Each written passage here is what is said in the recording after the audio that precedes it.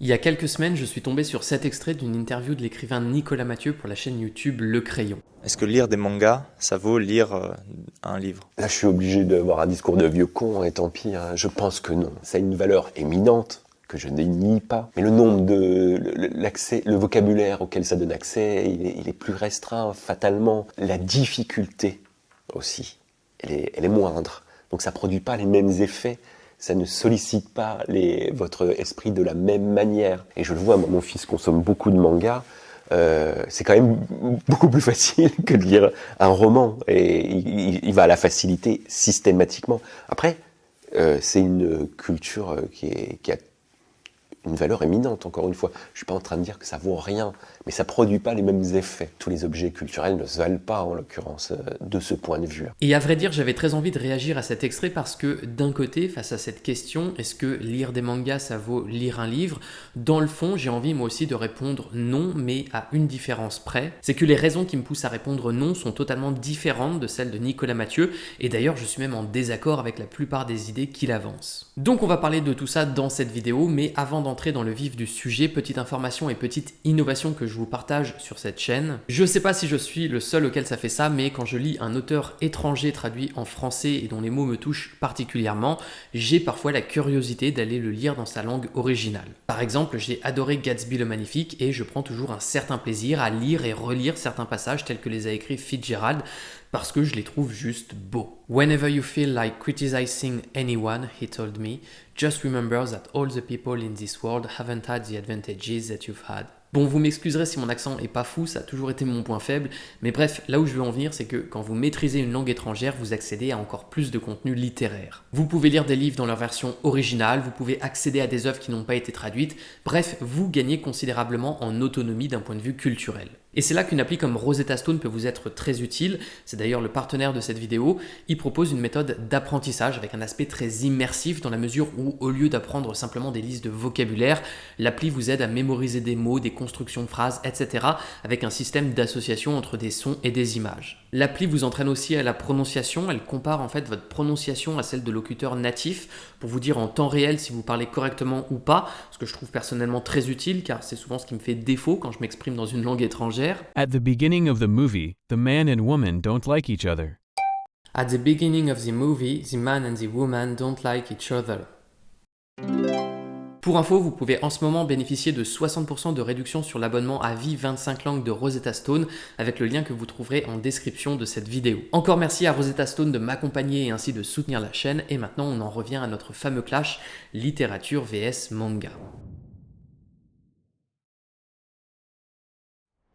Bon alors pour ceux qui ne le connaîtraient pas, pour le présenter rapidement, Nicolas Mathieu c'est un écrivain français essentiellement connu pour ses romans Aux animaux la guerre et Leurs enfants après eux, qui a obtenu le prix Goncourt en 2018 et qui a fait l'objet d'une adaptation cinématographique il y a quelques mois. Je dis ça pour donner du contexte par rapport au sujet sur lequel on l'interroge. Et donc la question qu'on lui pose, comme vous l'avez vu, c'est de savoir si lire un manga, ça vaut lire un livre. Ce que Nicolas Mathieu répond, c'est que le manga, comme il le dit, a une valeur éminente, mais c'est un art qu'il semble quand même hiérarchisé par rapport à la littérature, et surtout qu'il place en dessous. Mais ce qui est surtout intéressant, c'est de comprendre pourquoi il pense ça et quelles sont ses justifications. En l'occurrence, il en apporte plusieurs. D'abord, il estime qu'en termes de vocabulaire, un manga est plus limité qu'un livre. Ensuite, il considère que lire un manga, c'est quelque chose de plus facile, au contraire de la littérature qui demanderait un effort plus important.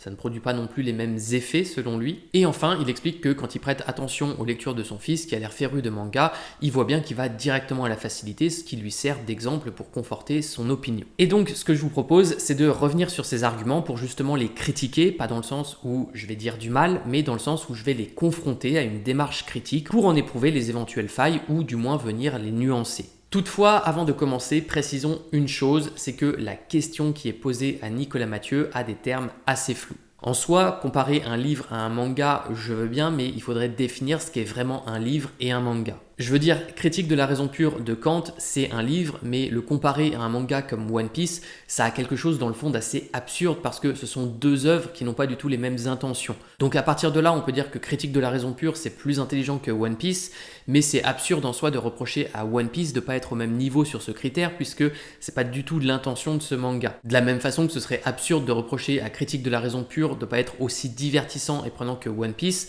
dans la mesure où Kant ne cherche pas à divertir mais à faire réfléchir réfléchir. Bref, ce que je veux dire, c'est que la valeur d'une œuvre est aussi étroitement corrélée à ses intentions, et comparer des œuvres qui n'ont pas les mêmes intentions dans le but de les hiérarchiser, et qui plus est d'essayer de les hiérarchiser dans l'absolu et objectivement, c'est tout simplement absurde. Si vous allez voir le one-man show d'un humoriste et que vous dites en sortant « Oh, c'est pas assez triste, j'ai pas assez pleuré », c'est l'exemple même d'un commentaire insensé puisqu'il y a un décalage flagrant entre le genre de l'œuvre et ce que vous en attendez. Donc dans cette vidéo, pour maintenir un semblant de cohérence, je vais considérer qu'un livre ici c'est un roman et qu'un manga c'est plus généralement une bande dessinée, puisque c'est une bande dessinée japonaise en fait, et comme ça on peut comparer deux médiums qui servent à raconter des histoires, ce qui a un peu plus de sens. D'un côté on a la littérature, les romans composés uniquement de mots, et de l'autre la bande dessinée composée d'images et de mots. Ensuite, dans la question qui est posée, il y a aussi un concept sur lequel on pourrait discuter en long et en large, c'est celui de la valeur. En gros, avant de savoir ce que vaut un manga ou ce que vaut un roman, il faudrait déjà déterminer qu'est-ce qui fait la valeur d'une œuvre. Alors je vais aller vite là-dessus parce que sinon je vais ouvrir une parenthèse et cette parenthèse va devenir la vidéo et je répondrai pas à mon sujet initial, mais en soi, gageons que la valeur, ça reste un concept subjectif qu'on le considère sous un angle personnel ou collectif. Par exemple, si je fais un dessin, je peux considérer qu'il a à mes yeux de la valeur, c'est une valeur très personnelle, tandis que si j'estime que la Joconde est un tableau d'une grande valeur artistique, là c'est une pensée beaucoup plus collective, notamment parce qu'on m'a appris quand j'étais petit que la Joconde était un grand tableau. Bref, la Joconde est collectivement considérée comme une œuvre réussie, même si tout le monde ne sera pas d'accord avec ça, c'est une considération qui est largement partagée, qui est collective. Mais en fait, cette considération a beau être partagée, comment on mesure la valeur de la Joconde? Et ici, je ne parle pas de valeur monétaire, je parle de sa valeur en tant que peinture ou en tant qu'œuvre d'art. Et bien c'est très simple, on ne peut pas. Alors certes, on peut produire des discours sur la valeur de la Joconde et tous ces discours eux-mêmes ne vont pas se valoir en fonction de leur degré d'érudition, de connaissance, de profondeur, etc. Mais à la fin, ce que je soulignerai juste, c'est que si vous voulez mesurer objectivement une distance, vous utilisez un mètre. Si vous voulez vous peser, vous utilisez une balance. Mais si vous voulez mesurer la qualité d'une œuvre d'art, il n'existe tout simplement aucun outil, aucune échelle absolue. Ou en fait, pour être précis, il existe bien des échelles, mais sur lesquelles personne n'est jamais d'accord, raison pour laquelle les jugements qui en découlent sont par essence, dans le fond, subjectifs. Par exemple, vous pouvez dire que le radeau de la Méduse est une œuvre de plus grande valeur que le tableau Ceci n'est pas une pipe de Magritte, parce que c'est un tableau plus technique, qui imite mieux le réel, même si c'est une œuvre profondément romantique et qu'elle n'a rien de réaliste en termes de courant artistique. Vous pouvez dire aussi qu'elle fait preuve d'un savoir-faire incroyable en termes de mise en scène, et je suis d'accord. Mais si vous faites ça, vous comparez la valeur de ces œuvres par rapport à des critères en soi cohérents pour juger de la peinture, mais aussi arbitraires, en cela que, par exemple, une peinture n'est pas obligée d'imiter le réel ou de proposer une mise en scène soigneusement travaillée pour être réussie. Et c'est pour ça que si je compare maintenant les deux œuvres en termes d'évocation intellectuelle, le tableau de Magritte m'apparaît bien supérieur cette fois au radeau de la Méduse parce qu'il me plonge dans des réflexions philosophiques, on va dire, dans le sens où il me questionne intellectuellement sur la nature des choses. Il représente une pipe, mais il me dit qu'en fait ce n'est pas une vraie pipe, c'est juste l'image d'une pipe, donc il me questionne sur ce que j'observe avec une certaine profondeur, là où le radeau de la Méduse se contente juste de me raconter l'histoire d'un naufrage. Bref, il y a une profondeur spirituelle, philosophique bien plus importante selon moi dans le tableau de Magritte. Mais maintenant, lequel a le plus de valeur? Vous voyez que ça dépend de l'échelle que je choisis pour les comparer, ça pourrait aussi dépendre de la valeur que j'accorde à chaque échelle. Est-ce que j'accorde plus d'importance à la spiritualité d'une œuvre ou à sa technicité par exemple? Et puis ça dépend aussi de la réflexion que je nourris pour fixer une valeur à chaque œuvre sur une échelle, réflexion qui en plus sera différente d'un individu à l'autre. Bref, tout ça pour dire que d'un côté, en effet, toutes les œuvres ne se valent pas, mais en même temps, il est impossible de les hiérarchiser dans l'absolu. Tout ce qu'on peut faire, c'est les comparer à l'aune de certains critères et comme vous allez le voir, c'est exactement ce que fait Nicolas Mathieu. Il compare la valeur entre les mangas et la littérature à la lueur de certaines échelles, ce qui est très bien.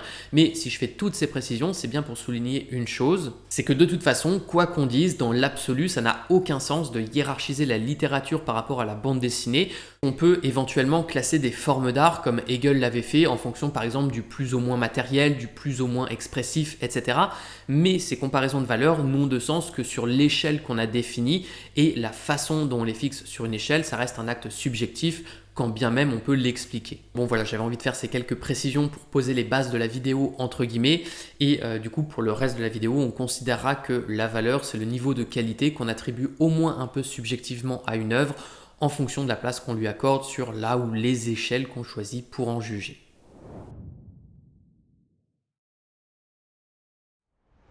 Toutes ces précisions étant faites, revenons-en donc aux arguments de Nicolas Mathieu et commençons par le point du vocabulaire. En soi, je suis d'accord avec Nicolas Mathieu, généralement quand on lit un livre, on accède à plus de vocabulaire qu'avec un manga. Mais la raison en est aussi facilement explicable. Dans un livre de 200 pages, on a peut-être en moyenne 300-400 mots par page, alors que dans un manga qui mêle illustration et littérature, il y a moins de place pour le texte, donc on va se retrouver avec peut-être 30, 40, 50 mots par page au mieux. Bref, vous voyez où je veux en venir. En un sens, c'est normal qu'on puisse accéder à davantage de vocabulaire avec un livre puisqu'il y a tout simplement plus de mots dedans. Cependant, en même temps, gageons une chose, si on s'intéresse non pas à la quantité mais au niveau de vocabulaire auquel on a accès dans un ouvrage, qu'on ait affaire à un roman ou un manga, le niveau de langage dépend moins du format que du savoir-faire ou des volontés de l'auteur. Ce que je veux dire, c'est qu'on peut tout à fait, en principe, trouver une BD avec des textes très bien écrits, qui font preuve d'une certaine richesse en termes de style et de vocabulaire, et à l'inverse, faire face à des romans d'une banalité affligeante à ce niveau. Par exemple, quand j'ouvre un roman de Joël Dicker, je le cite parce que c'est un des rares auteurs populaires que j'ai lu, est-ce que j'ai accès à un vocabulaire si riche que ça ?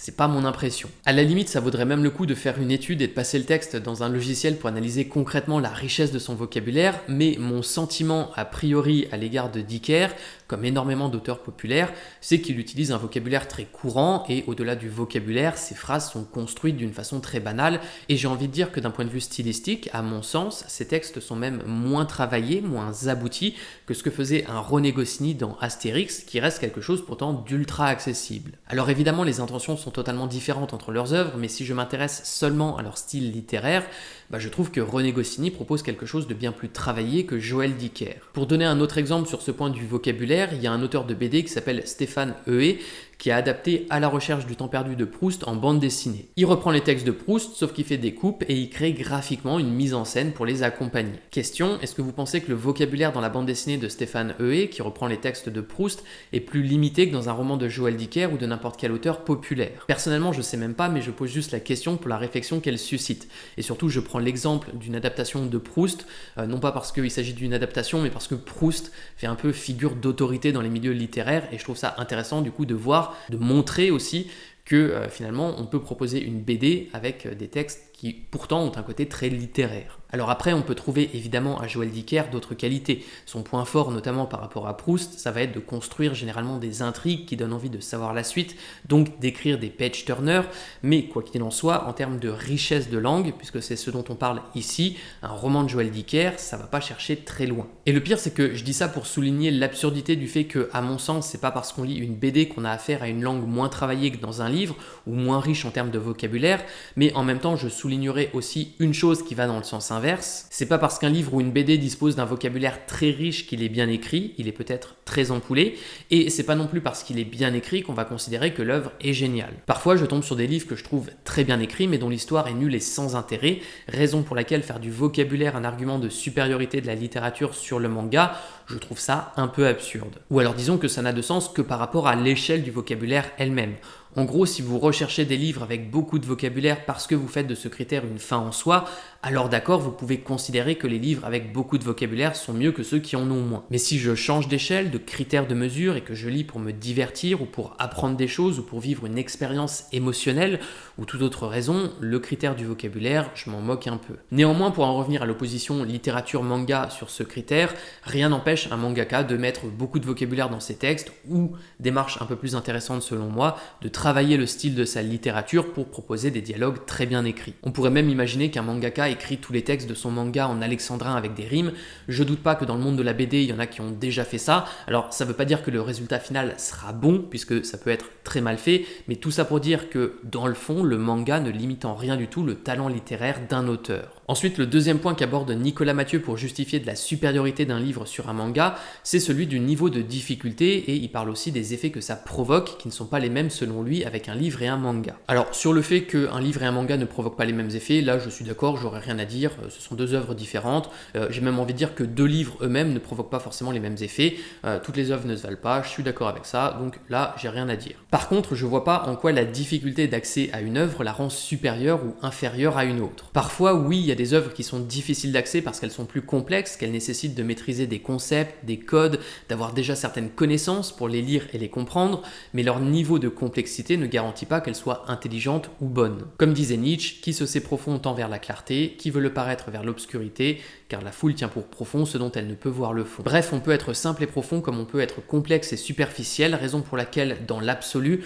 considérer que des œuvres faciles d'accès sont inférieures à des œuvres plus complexes, je trouve pas ça honnête. Bon, après, j'ai aussi conscience d'une chose, ce n'est pas ce que dit Nicolas Mathieu, mais disons que j'ai l'impression à travers son propos qu'il y a en quelque sorte cette idée en filigrane, raison pour laquelle je choisis d'en parler. Ensuite, ce qui est intéressant, c'est que Nicolas Mathieu prend l'exemple de son fils pour souligner qu'il lit des mangas et qu'il va systématiquement à la facilité. Alors, je sais pas quel âge a son fils, mais s'il a, admettons, entre 15 et 25 ans et qu'il lit beaucoup de mangas, et que comme son père le dit, il va à la facilité, en fait, il y a de grandes chances qu'il lise essentiellement des shonen, c'est-à-dire des mangas écrits pour les adolescents. Alors après, il lit peut-être d'autres choses, et il a peut-être aussi une culture manga bien plus riche, mais j'ai l'impression, en tout cas, que Nicolas Mathieu, lui, n'a pas une culture manga si développée que ça, sinon je pense qu'il tiendrait pas ses propos, ou du moins pas comme ça, et donc j'ai l'impression que dans son esprit, inconsciemment, manga égale shonen. En tout cas, j'observe que c'est un raccourci que beaucoup de gens ont souvent tendance à faire, c'est-à-dire de considérer que le manga se limite à des choses comme Dragon Ball, One Piece, Naruto, etc., qui sont le plus souvent des histoires initiatiques avec un jeune héros qui va monter en puissance au fil des épisodes, qui va faire preuve d'abnégation, etc. Bon, je résume très brièvement, mais les fans de shonen sont le plus souvent les premiers à parler d'esprit shonen, dans le sens où dans ces histoires, on a toujours les mêmes valeurs qui sont véhiculées, comme le dépassement de soi, la justice, le courage, et ainsi de suite. Et personnellement, je suis d'accord avec Nicolas Mathieu sur une chose, si un lecteur va toujours vers ce même genre de manga, en effet, il va vers la facilité. Mais il va vers la facilité exactement de la même façon que quelqu'un qui ne lit que du Guillaume Musso, du Marc Lévy ou du Mélissa d'Acosta et qui pioche toujours pour caricaturer dans les têtes de gondole de la Fnac et reste en quelque sorte dans sa zone de confort. C'est pour ça que le fait d'aller vers la facilité, de jamais oser sortir de ses habitudes, de se contenter de lire des œuvres populaires, c'est pas quelque chose d'inhérent au manga, c'est une démarche qui vient du lecteur. D'autre part, une chose que je veux préciser aussi, c'est qu'une BD n'est pas nécessairement facile à lire, comme un livre n'est pas nécessairement compliqué. Il y a plein de livres d'ailleurs qui sont très faciles d'accès. Et j'ai même envie de dire, pour prendre un exemple assez caricatural, que pour un grand nombre de lecteurs, lire un pavé de Joël Dicker de plus de 700 pages sera beaucoup plus facile que de lire un tome de À la recherche du temps perdu en bande dessinée. Il y a beau avoir des dessins dans un style presque enfantin, personnellement, je trouve que ça reste une œuvre bien moins facilement accessible qu'un roman populaire. En tout cas, vous pouvez essayer par vous-même, mais je vous préviens, À la recherche du temps perdu en BD, c'est loin d'être du Tintin ou du Astérix. Quoi qu'il en soit, pour en revenir au manga, ce que je veux souligner dans cette vidéo, c'est que vous n'êtes pas obligé de lire des shonen. Certes, c'est ce qu'il y a de plus connu et de plus populaire, mais il existe aussi bien d'autres styles de manga. Par exemple, je peux citer le Gekiga qui cible davantage les adultes et qui aborde généralement des sujets plus sérieux que dans des shonen, avec des histoires plus dramatiques, ou ce que j'ai découvert plus récemment en faisant des recherches pour cette vidéo, le Watakushi manga, aussi appelé Shishosetsu, j'espère vraiment que je prononce correctement, qui correspond au manga du mois, dans lequel un mangaka fait de l'autofiction. Et bref, ça ce sont des styles de manga qu'on pourrait qualifier de manga d'auteur, comme il y a des cinéastes qui font des films d'auteur, c'est-à-dire qui travaillent le fond et la forme de leur œuvre pour proposer avec leur film un regard qui leur est propre. Bon, personnellement, comme j'ai pas non plus une grande culture manga, pour préparer cette vidéo, j'ai fait quelques recherches justement pour trouver des mangas qui ne vont pas à la facilité, qui ne correspondent pas forcément au code des shonen les plus populaires, histoire de voir par curiosité à quoi ça pouvait ressembler. Et j'en ai trouvé et j'ai creusé un peu le travail d'un auteur en particulier qui s'appelle Yoshiharu Tsuge. Pour le présenter rapidement, Yoshiharu Tsuge, c'est un mangaka né en 1937 à Tokyo, qui est toujours vivant, même s'il ne dessine plus rien depuis 1987, et qui est une sorte d'artiste tourmenté, comme on en trouve plein dans la littérature ou la peinture, en cela qu'il a été touché plusieurs fois par des dépressions sévères, qu'il a déjà tenté de mettre fin à ses jours, et que ces événements ont fortement chamboulé à plusieurs reprises sa production artistique. Contrairement aux mangaka les plus populaires, lui, il a créé aucune série en plusieurs tomes, aucun personnage iconique, son œuvre est juste composée de nouvelles, de petites histoires comme ça qui paraissaient le plus souvent dans des magazines et qui aujourd'hui sont publiées dans des recueils. Il oscille à la fois entre fiction et autofiction, donc il se met parfois en scène, ou plutôt il met en scène un personnage qui lui ressemble dans des situations plus ou moins fictives. Après, je connais pas assez sa vie pour mesurer la part de réalité et la part d'invention dans ses récits.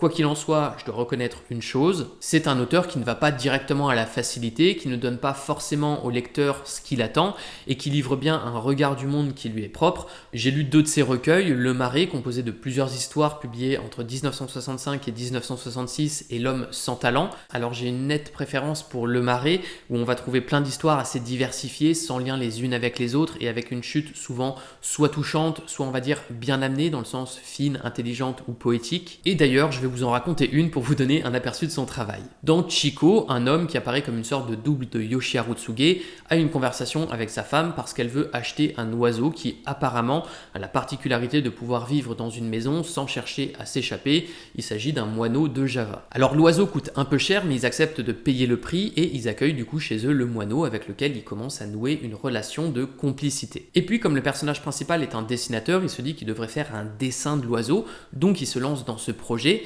mais comme le moineau arrête pas de bouger, il décide de l'enrouler dans une espèce de petite boîte en carton ouverte aux 2 extrémités pour que ce soit plus facile pour lui de capturer ses traits, et jusqu'ici tout se passe bien. Seulement une fois qu'il a terminé son dessin, il commence à jouer avec l'oiseau qui est toujours enroulé dans l'espèce de carton, il le lance en l'air et en redescendant, l'oiseau se libère tout seul.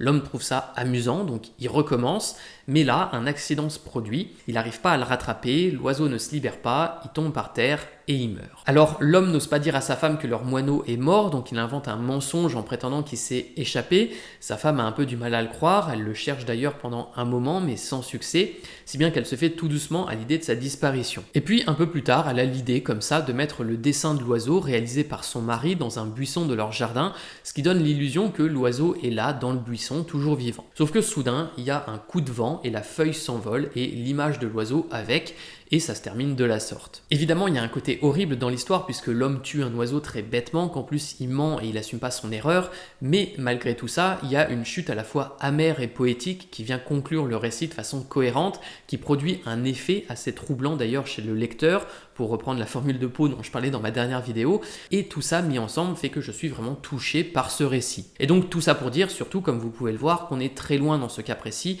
d'un manga comme One Piece ou Naruto, à la fois par les thèmes qui sont abordés, la morale qu'on y retrouve, la construction du récit, etc. Bon alors par contre je vous préviens, si vous vous lancez dans la lecture des mangas de Yoshiharu Tsuge, son univers est empreint d'une culture, d'une morale parfois assez datée on va dire, donc soyez pas étonnés si vous trouvez en filigrane des représentations parfois un peu stéréotypées, des blagues pas très recherchées sur les hommes ou sur les femmes ou sur d'autres choses. Ce sont des mangas qui ont été écrits il y a plusieurs décennies dans une société très différente de la nôtre et qui, malgré certaines qualités que je leur trouve, ont aussi leurs faiblesses. Petite précision aussi, même si je vous présente son travail comme un exemple de manga d'auteur, je dis pas non plus que Tsuge est forcément un artiste génial.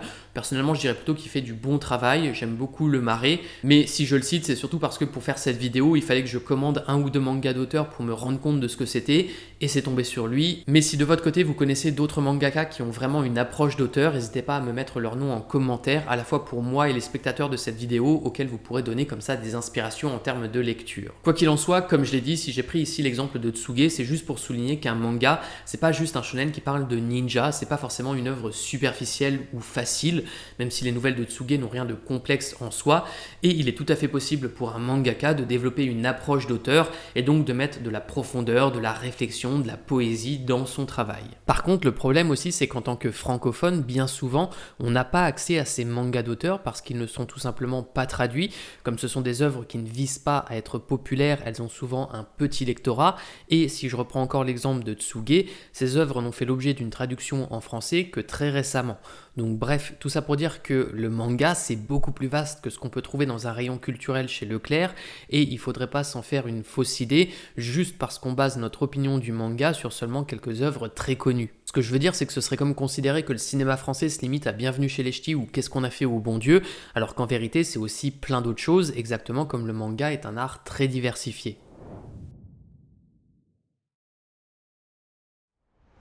Ceci dit, maintenant que j'ai dit tout ça, vous connaissez mes points de désaccord avec Nicolas Mathieu, mais j'ai toujours pas expliqué pourquoi je considère moi aussi qu'un manga ça ne vaut pas un livre. Et bah c'est très simple, je considère que ça dépend tout simplement de ce qu'on lit. Comme Nicolas Mathieu le dit, toutes les œuvres ne se valent pas et ne produisent pas les mêmes effets, et c'est pour ça qu'il existe de très mauvais romans et d'excellentes bandes dessinées. Et je suis prêt à parier que, dans le fond, plein de gens qui ne jurent que par la littérature, s'ils faisaient l'effort de chercher, pourraient tomber sur des bandes dessinées qu'ils trouveraient eux-mêmes bien plus intéressantes que nombre de romans. Personnellement, comme je l'ai déjà dit, j'ai pas une immense culture en termes de BD et encore moins de manga, mais ça m'est arrivé plusieurs fois de lire des BD qui, selon moi, avaient une valeur bien plus élevée que plein de romans qui me sont passés entre les mains. Par exemple, j'ai eu un coup de cœur ces dernières années pour la bande dessinée Les Indes Fourbes. D'un point de vue graphique, elle est extrêmement bien dessinée et mise en scène.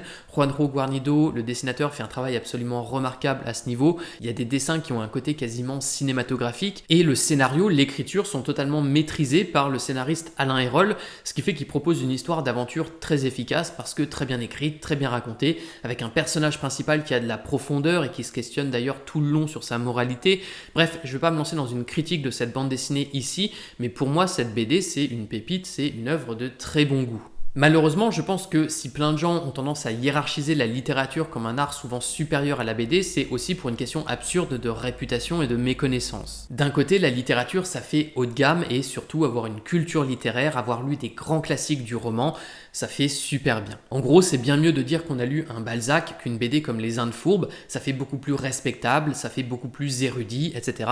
parce que la littérature, c'est associé à une culture prestigieuse. À côté, la BD, elle, se traîne une réputation d'art pour les enfants ou pour les adultes qui n'ont pas grandi, parce que les titres les plus célèbres sont souvent des séries comme Tintin, Astérix, Titeuf et compagnie, et c'est un peu la même chose pour les mangas avec Dragon Ball, One Piece, Naruto, etc. Et surtout, ces titres très célèbres ont tendance, dans l'esprit collectif, c'est-à-dire pour les gens qui ne s'intéressent pas plus que ça à la BD, à invisibiliser tous les autres auteurs et leurs créations, qui sont pourtant capables de produire des œuvres avec une certaine profondeur, avec de la réflexion, etc., et qui vont pas se contenter de créer des personnages et des séries populaires pour les ados. Mais justement, c'est ça le problème, c'est que souvent j'ai l'impression que les gens qui vont juger très sévèrement la BD, ils connaissent pas ces auteurs et encore moins leur travail, et c'est pour ça qu'ils en viennent à dire que la littérature est un art supérieur à la bande dessinée. En fait, ils comparent une idée très vaste qu'ils ont de la littérature à une idée très petite qu'ils ont de la BD, et à partir de là, évidemment, le match est plié. D'autre part, j'observe aussi que souvent, ces mêmes gens ont tendance à critiquer la bande dessinée à la lueur de critères très littéraires,